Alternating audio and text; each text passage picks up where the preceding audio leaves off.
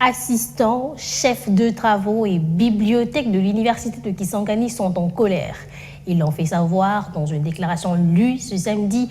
Selon le chef des travaux François Lissa, le porte-parole du syndicat national des chefs des travaux, assistants et bibliothécaires à la Tchopo, ils protestent contre les mauvais traitements qu'ils sont victimes de la part du gouvernement congolais. Une grève sèche est prévue en cas de non prise en compte de leurs revendications. François Lissalou est au micro de Félix Aboussa. Des réponses laconiques, des données non chiffrées, la gouverneure ad intérim du Kasaï oriental n'a pas rencontré dans ses réponses les attentes de l'interpellateur, le député Bavomboui. Maman gouverneur est venue faire le théâtre ici et n'a pas donné la quintessence de réponse attendue par les députés provinciaux.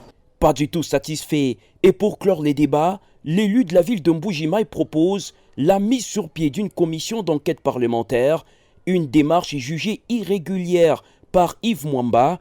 Pour l'ancien président de l'Assemblée provinciale du Kasaï oriental, c'est une violation flagrante du règlement intérieur. Pourquoi j'ai dit ça? Je répète encore. Comment est-ce qu'on peut créer une commission? On amène une proposition, soit du bureau de l'Assemblée provinciale, il amène une résolution, soit de l'Assemblée plénière, soit d'un député individuel ou collectivement, qui vient proposer une résolution à l'Assemblée plénière. Et c'est l'Assemblée provinciale d'adopter, de connaître quelles sont les missions qui sont dévolues à cette commission d'enquête. La proposition est soutenue par la majorité des élus.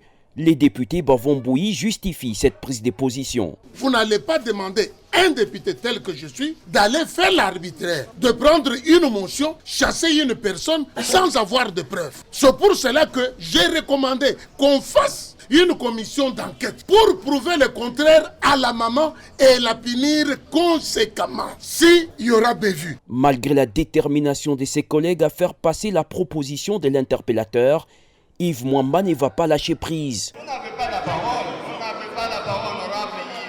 Et c'est sur ces entrefaites que le président du bureau va suspendre la séance aux grandes dames de Théo Mboui, président fédéral de l'UDA original. Ce que nous avons à faire, c'est rappeler notre peuple à oublier les législatures actuelles et attendre qu'en 2023, que nous ayons une assemblée provinciale et un gouvernement provincial capable de répondre aux attentes de la population.